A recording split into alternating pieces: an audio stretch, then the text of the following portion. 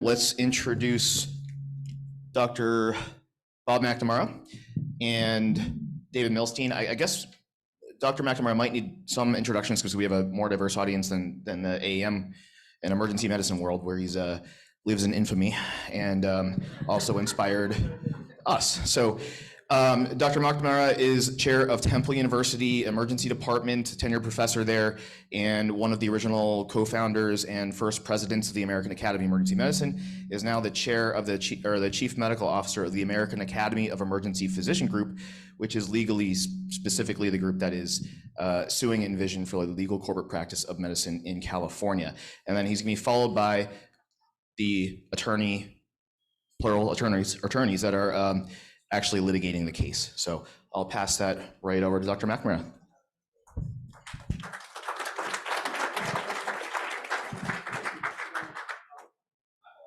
So the Optum, just kind of the segue to what Hayden was saying, Optum owned by an insurer, United Health, with private equity involvement. And to think that an insurer who's in the business of making money by denying patients care controls the physicians in this country. 10% of physicians work for Optum. That's what insurers are about. They're about denying patients care. All right, so emergency medicine, and I gave this talk at the AAEM meeting, but essentially this is about our patients and our specialty. And when you come down to the bottom line, when I lecture to residents, I say, at your medical school graduation, you got up and swore an oath to the patient. Okay, you're the only people that do that. Okay, and what we're fighting against here are folks that swear an oath to their investors and to their own pocketbooks. So this is a really difficult situation that physicians have been put in. And in the specialty of emergency medicine, it's even worse. And again, I'm going to speak to this. So I originally got involved because I read that book called The Rape of Emergency Medicine. Poorly named, of course, but again, as Ms. said, that was back in the 90s. When the book was written, the author didn't even feel secure enough to put his own name on it because of the issues in emergency medicine. He called himself the Phoenix, and now he's known as Jim Keeney, who I saw online. Thanks, Jim, for what you helped get started here. I contacted Jim and I said, if I'm in academics, I was a residency program director, so my job is to take the medical students, train them to go out, and then to practice independently, especially of emergency medicine. And I said, if half of what you say is true in this book, then as an academician, this is crazy. I'm training people to go out into a world where they're going to be subject to these influences. He called me up, said, hey, I'm Jim Keeney. And he says, look, I'm just going to send you the surveys that people turned in, okay? And there were comments in there, and this is going back to 1992, 1993. So like after 9 years of abuse, I'm leaving emergency medicine. 9 years. That's when a doctor's in their prime. You're not your best 1 or 2 years after your residency. You're not your best when you're my age. It's when you hit that kind of mid-career, you've got the experience, you've just done the most recent stuff in your training. It was just incredible. One doctor said I was raised to be a cotton picker for the national groups, the corporate groups running emergency medicine. Leaving my EM residency was like leading lamb to the slaughter. And I'm thinking to myself, like, this is absolutely insane that we allowed this to happen. And then I did a lot of research on it, and I essentially was able to convince Keeney to create the American Academy as an all-board certified organization, mostly to get our foot in the door because we were the first all-board certified organization. But really, the corporate practice has been our major focus. This lawsuit I'm going to talk about, years in the making. We've been fighting corporations. PE then came into the picture. Actually, David was involved with a couple of situations we were originally involved with. Catholic Healthcare West, which then rolled into different entities. Dignity, they tried to control other emergency physicians. They came to us. I was the president, and hey, there's something called the Corporate Practice of Medicine Law in California that says even hospitals can't do this. And that was a major victory, and like, whoa, something can be done. The Mount Diablo case we had as well. 3 emergency physicians were sued because they were employed by a corporate entity called Team Health, and Team Health lost a contract, and these doctors got sued, saying, you caused us to lose this money stream. AAM stepped up. and we co-litigated, we filed suit. That was settled. When I look back, I think maybe we shouldn't have settled at the time. We should have kept that going. That was about 2004. But there were 3 doctors up against $1 billion company. They wanted us to settle. Then we tried to create a situation in Texas where Team Health took over the Memorial Hermann Health System. We tried to sue there. We didn't get standing. They said, well, you're a professional organization. The doctor who was your member, they got fired, so they don't have standing either. So then we created something called the AAEM Physician Group, which you see here, which one of the ideas was to get standing, to have like an investment in practices, and also to create new independent groups that weren't owned by corporations. So that's sort of some background information. Keep this influence out of the physician-patient relationship. Include lawyers. So again, so we talk about the whole thing of this. Those of you who don't know emergency medicine, we were a perfect setup for this. The people that we're recruiting now, we're gonna get ready to match our new residents. Tom Cook just gave a talk about emergency medicine residencies. These are the doctors that are most committed to social justice out there. Okay, they work with the poorest of society that nobody wants, the victims of violence, the victims of the opioid crisis. The people that we have coming into our program are just amazing people. They've done the Peace Corps, they've done things. I had an EMT in South Africa, like crazy situations this guy would work in. And the original founders of emergency medicine had that kind of spirit too. Where did it come out of? It came out of the public hospitals, okay? The Bellevues, the Charity Hospital, the Cook County. Those were the foundations of this specialty, to truly serve those in need. And we were set up, okay? The entrepreneurs took advantage of us. And unfortunately, years and years have gone by and we've been pounding our head on the wall. But now with the Take Medicine Back movement, the public knows it's multi-specialty. Celeste, Marco here from anesthesia. So this is key. But a case in California, all credit to the American Academy of Emergency Medicine's current board, because they essentially committed all of their financial resources to pursuing this case. So in California, the things that Hayden just mentioned, the California Board of Medicine has some guidance on what is the corporate practice of medicine, and includes all the things that is being mentioned in this litigation. And this is exactly what corporations are doing. Right, next slide. All right, so what is the entity that's being sued? Envision, well, M-Care, all right, you said that, lawyers are smart, doctors are greedy. Some doctors are greedy, okay? We are the victims of ourselves, okay? M-Care was founded by somebody who was the president of our major specialty society. Leonard Riggs from Texas. He founded it. He made $40 million when in 1996, he sold it to Laidlaw, okay? And then Laidlaw sold to Onyx, and now we're into private equity, and the whole specialty began to spin to private equity. But before these companies were doing it, doctors were ripping each other off. That's a fact of life. We have to admit that. Few want to, but that is the fact. Leonard Riggs started this model. The business people found out about it, and again, it's kind of morphed into something that's really out of control. They merged with Ambulatory Surgery Group here in 2016. Then they were acquired by KK&R for $9.9 billion. So one of the things that happened with the specialty is the ASAP, in its wisdom or lack of wisdom, basically said the insurance companies are evil. I agree. And we need private equity to fight the insurance company. But wait a second, private equity is evil too. Does that make any sense? And but I thought it was a Faustian bargain. It's proven to be so. The bankruptcies are showing it. And now we have Optum, right? The thing, like you led us to this state here.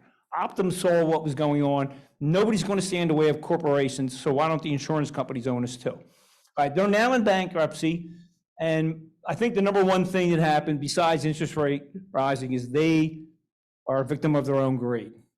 Okay, you heard of the No Surprises Act? If you see Zach Cooper's research, guy from Yale, an economist, he basically showed that Envision, these other private equity entities, made it a business strategy to not accept the insurance and bill the patient for whatever they could get. And they're talking 8 to 9 times Medicare rates, where, you know, a physician practice would bill 3 to 4 times Medicare rates, but would mostly accept insurers, right? So the patients were getting ripped off.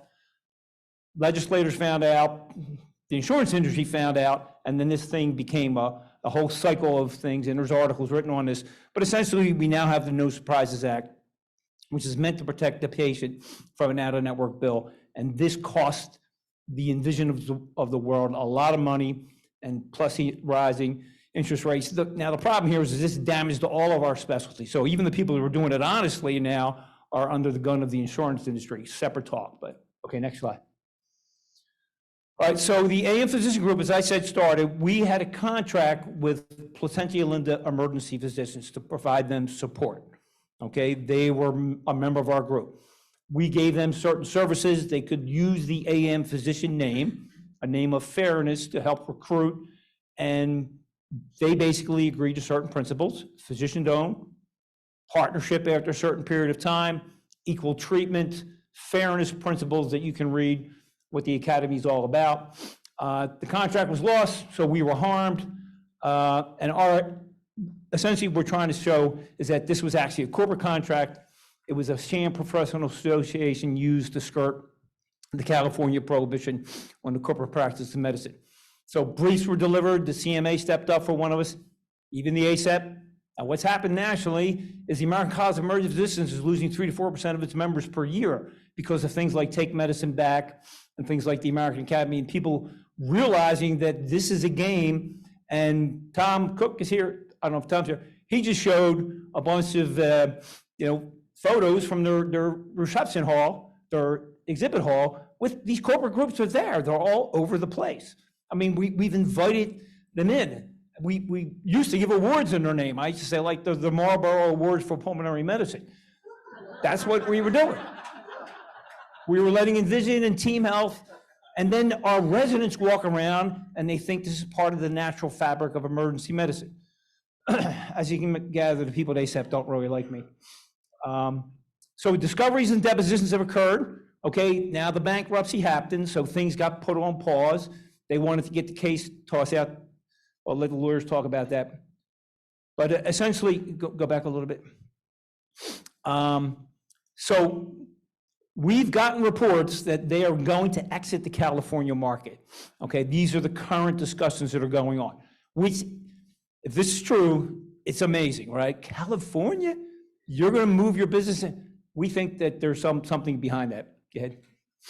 All right, so this is the core thing here. And we've already got evidence without even our depositions.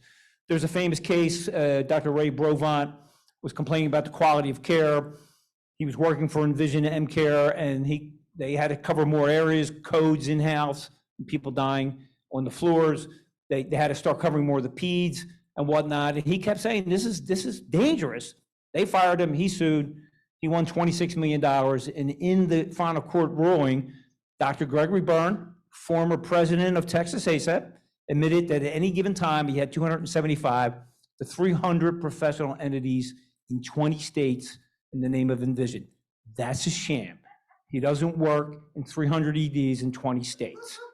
But this is what's going on. This is a physician that has done this and allowed their license to be used in this manner.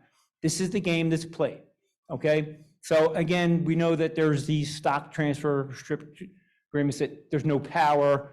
We've deposed these owners. That's a key thing. This has been ruled against before. There is cases out there. Sadly to say, there's an emergency medicine case from 1986 called the Flynn Brothers in Texas, a famous case. 2 Flynn brothers and a doctor were together, and they had a contractual dispute, and the court said, "You're Flynn Brothers, you can't be making money off this medical practice. This is a violation. This is a sham entity to set up the corporate practice of medicine." And essentially, that was the ruling. 1986, home state of M-Care, completely neglected, ignored, self-interest, conflicts of interest. There's another case in Texas called Xenon. It was an anesthesia case, same thing. Can't set up these sham entities to get around the prohibition on corporations practicing medicine. Next. And then there's other evidence, right? This is, so Sam Hornblower contacted me. I had actually been on 60 Minutes back with Mike Wallace, something called In Good Hands about the corporations hiring any doctor, anybody, and somehow they had my name in a file book. And essentially this was for-profit chains pressuring their emergency physicians to admit to a quota.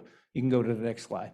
So this show basically, a lot of it was based on this qui tam action filed by Werner and Cowling versus Health Management Associates and MCare together. So the for-profit chain has the for-profit ED group in there, and they're squeezing their docs to admit grandma to the hospital, or she'll get a hospital-acquired infection and die, okay? Or go crazy at night sleeping in the environment. This is what corporate emergency medicine, okay, has brought to this nation. Doctors being pressured to admit elderly patients to a quota, otherwise they'll be threatened with being fired and sometimes were discharged. Okay, next. All right, so the implications, this is supposed to be part of like, what's the implications of this for the rest of medicine? Well, if we win this case and or Envision exits California, it shows the power of the argument. It shows that, hey, these laws actually mean something to people. So we're quite excited about either way. This puts our specialty on notice in California and elsewhere. We know, and David, maybe you can talk to this, the Attorney General, the California Medical Board are both aware of this case because Envision said, oh, this is a medical board issue. And then the medical board kind of said, well, we don't really have power over private companies. We do over the doctors. And then this is going to obviously enhance our ability as the American Academy of Emergency Medicine to defend other physician-owned groups. Hey, you want to do this, you want to take this on, just let you know that we have filed suit before over the same issue in a different state. Other specialties, this is important, they're using the same SAM structure. So when Envision went bankrupt, they split off AMSurg, okay? The anesthesiologists there are under something called Essential Healthcare Group, and this Dr. Chan Chuang is the, he owns all the anesthesia practices in the state of California. So there's an opening right there. Will anesthesia step into that void? And Xenon case is anesthesia. Okay, next. So for the emergency physicians, hopefully all you are members of the Academy. We are funding this largely through the foundation and our reserves. So if you haven't joined, if you're online, whatever, you got to join. I mean, this is like the case of a lifetime, and it's about the patients, right? Like, this is what it's all about. The front physicians, what about those front physicians? I can tell you that I have personally filed 2 cases in Texas, both burned, and another guy named Lance Williams, who did it for Team Health. It was a ProPublica article where Lance Williams was the sham owner of it. He said around 20 professional associations, and we got blown off by the California Medical Board. Well, who is the president of the California Medical Board right now? Dr. Sharif Safran, who is the chief something of U.S. Anesthesia Partners, right? The entity backed by private equity that the FTC just filed an action against. So there's that kind of stuff. Texas Medical Board, Dr. Safran. California Medical Board's following the case. So, we need to go after them. I think that after we resolve our case, the physicians who've allowed their names to be used in this AAEM versus Envision matter, they need to be called to task. How did you let this happen? Why were you doing this? And that's a linchpin of this thing here, right here, okay? So the doctors who have stepped up to do this, to allow the corporations to do this, we need to help, our profession needs to hold them accountable, and whether it's through our medical boards or through the AGs, needs to happen. So that's it, my part. David, you wanna?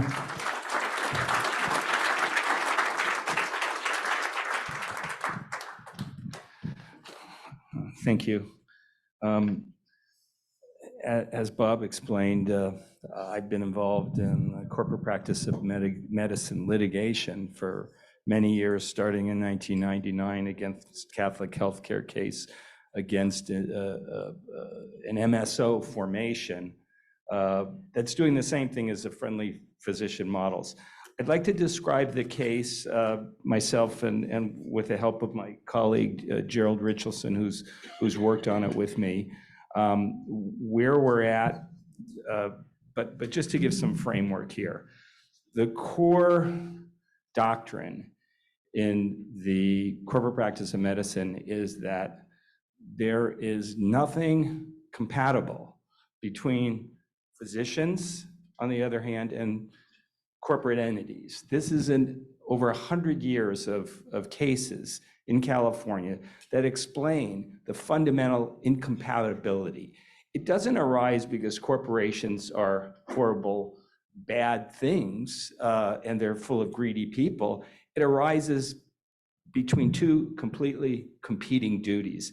Physicians have an inviolate, sacred oath to their patients. The patients always have to come first, and you're trained that way. That's why you go into it. Attorneys have the same oath, that there can be no pollution of that concept.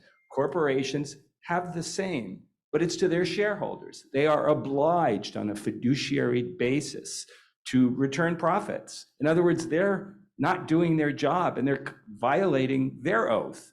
And because of these two things, there's this oil and water fundamental incompatibility that exists, which is the source of the corporate practice of medicine bar. You can't do both. Given that, California law, which is possibly the best in the nation, has developed in great detail all of the potential threats to physician independence that arise in modern business organizations.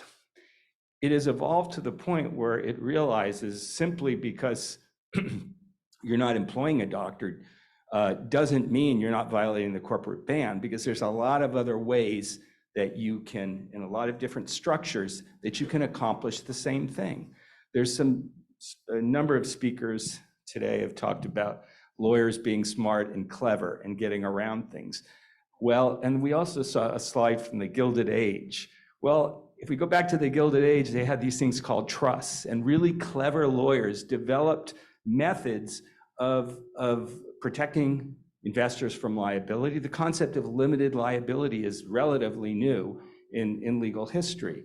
And they developed corporations, and these things that's a lawyer's job. They're supposed to.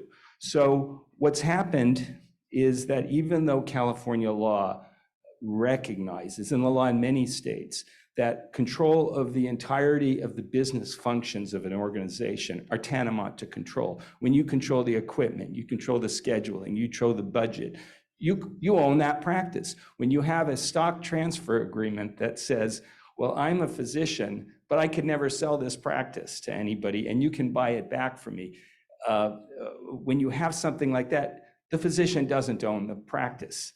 Now, we, in our litigation, have taken full aim at the friendly physician model, by which, like Dr. Brovant, one entity, an entity gets one doctor or a number of doctors, and they own hundreds of practices that they don't know anything about. And they're serving as a front man, a titular head. But if they're not controlling their practice, then who is? This practice is not just limited to emergency medicine. It's pervasive in all of in the last 10 years, it's just become, there's not a part of medicine that doesn't have one of these friendly physician models. The friendly physician model is a front man or woman. They are put to be the head of the practice, but they answer to and are entwined with the business organization, who's actually the people who are running the practices. When you think about it, it just is shocking that they even admit to the use of the term friendly physician. The owner's not supposed to be friendly to some corporation. That's another way, and the use of that term is truly shocking, but they unapologetically use it because when business forms are used by a lot of people and nobody is regulating them, they can flourish. And one of the problems, how this has happened is, yes, there's no enforcement. I'd like to talk about that a little bit, but let me sort of tell you where we're at with this suit.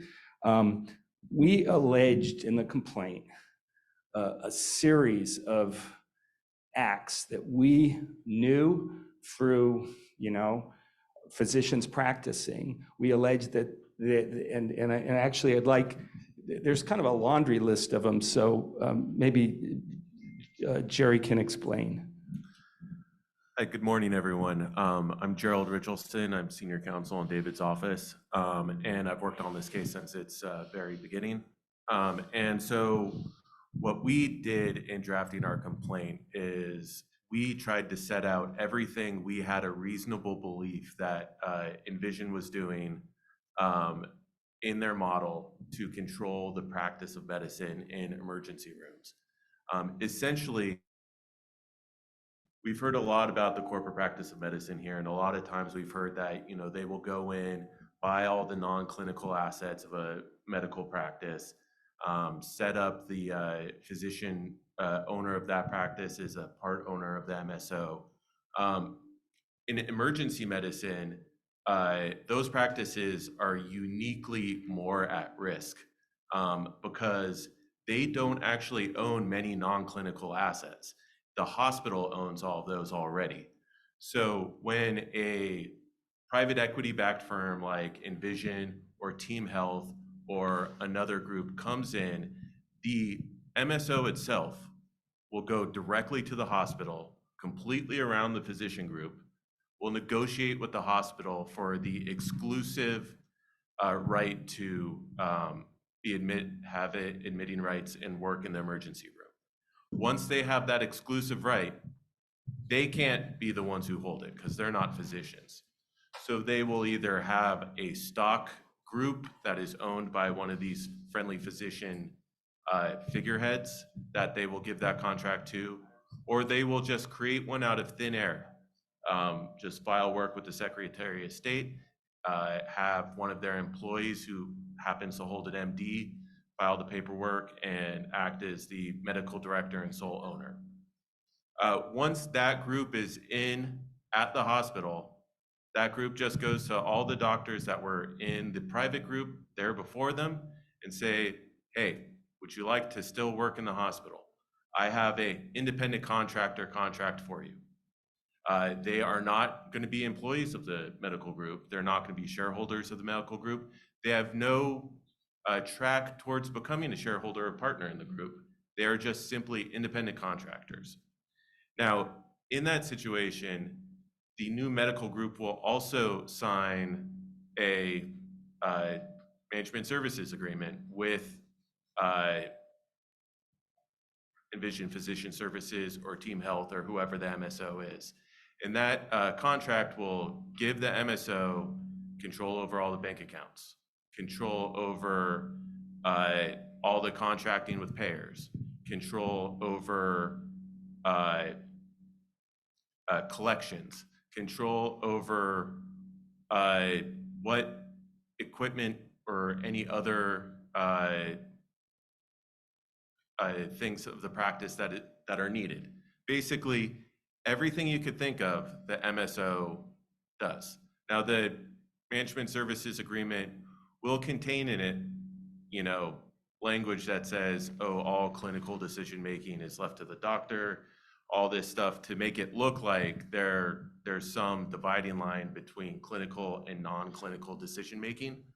But when you control all the money, you control who practices in the hospital, when you control what payers are you going to accept money from, when you control every monetary aspect about a practice, you can exert control over clinical decision-making, even if you don't expressly say, we need you to do this procedure.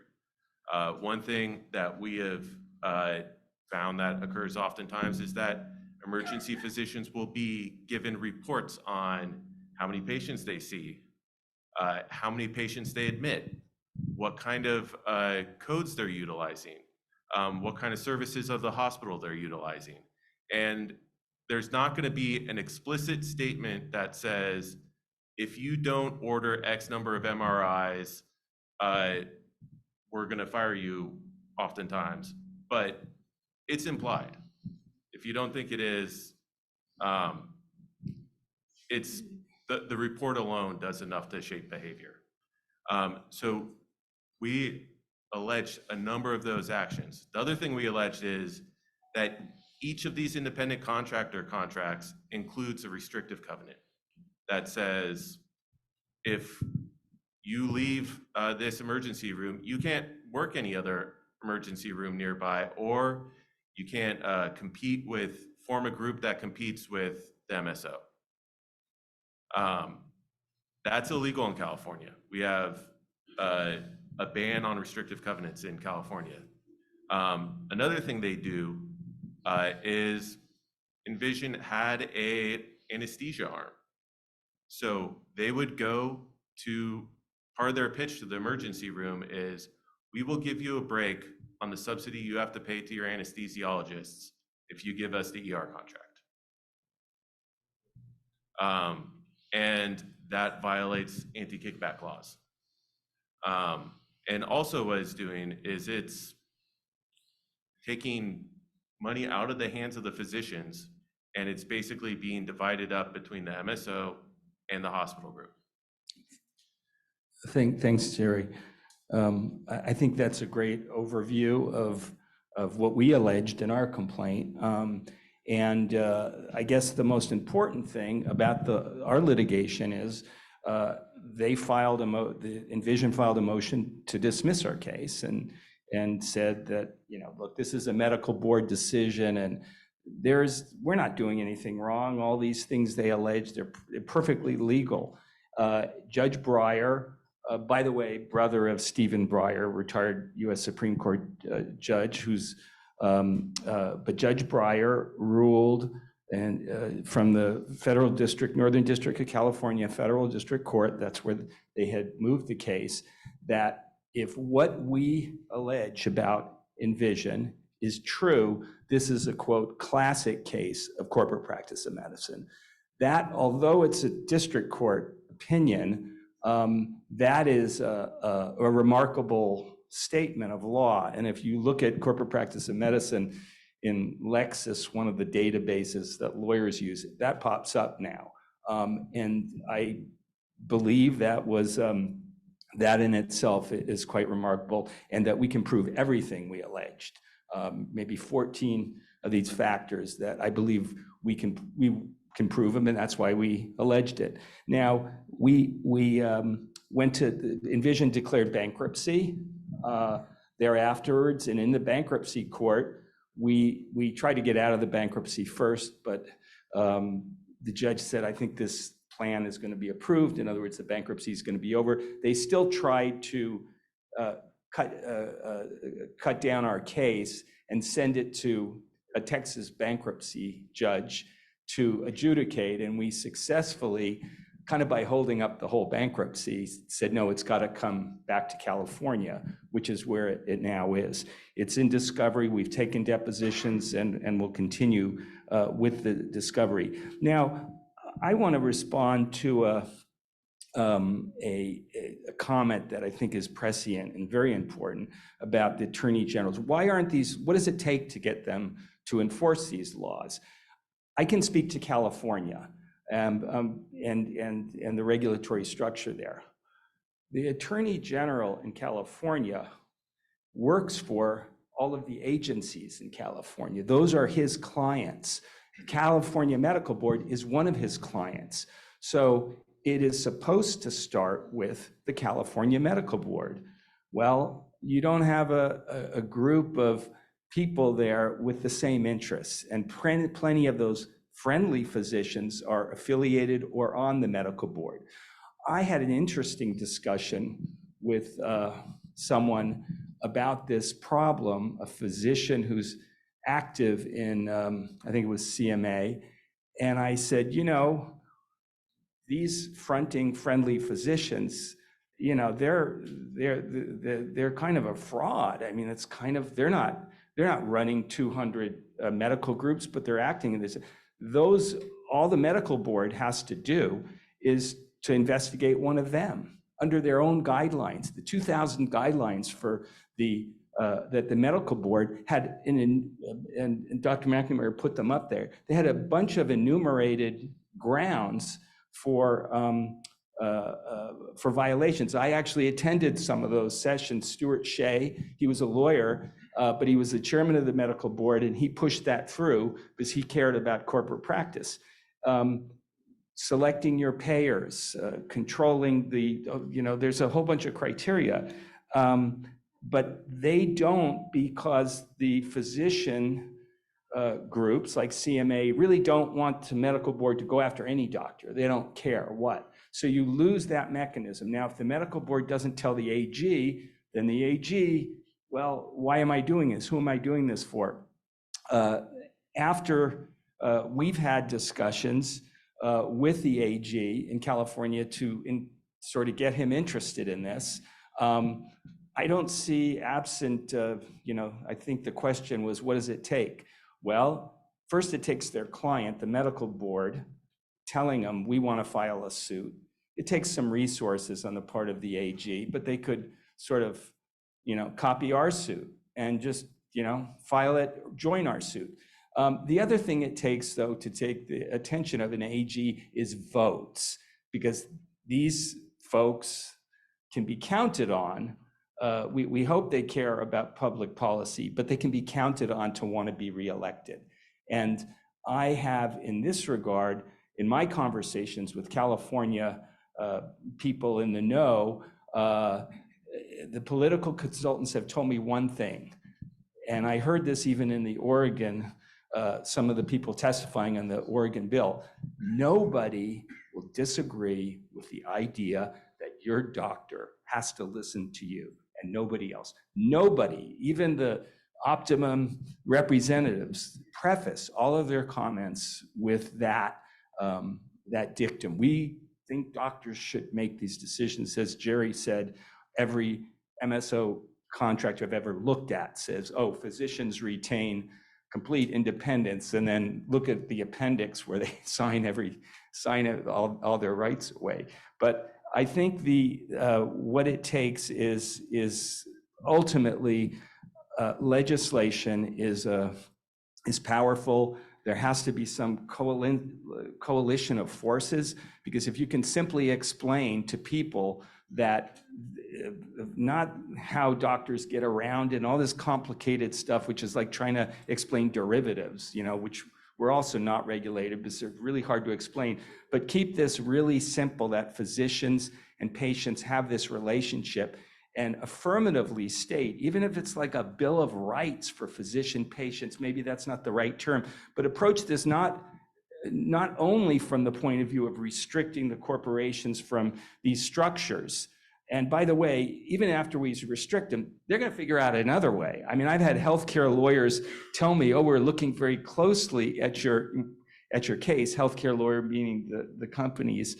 And I said, because you're trying to figure out what you're going to do when we win this case. And they laugh, because there's other models, there's foundation models, there's just innumerable models. So I think what we have to do is have an affirmative set of rights and make them prove why in litigation, in court, in regulation, why they're not doing what they're not interfering with the relationship. They're not imposing commercial impediments. They're not and have a list of things and start to think of it from the point of view of physicians and patients have a sacred relationship to this. I think that, along with some of the great stuff that Professor Brown and Hayden are doing, really understanding and getting into the economics of it, I think those dual tracks can really push this forward if physicians, I've heard people say, realize that they have a lot of power. And this is an issue which, although we've been, I've been fortunate and very lucky to be involved in it for many years, it is definitely something that it seems to have reached the point that when I told my primary care physician, something like, yeah, things are getting really bad. It's like, this is a very disturbing trend. He said, trend, this is an avalanche. This is a tidal wave. And I think that's what everybody feels like, including patients. So thank you.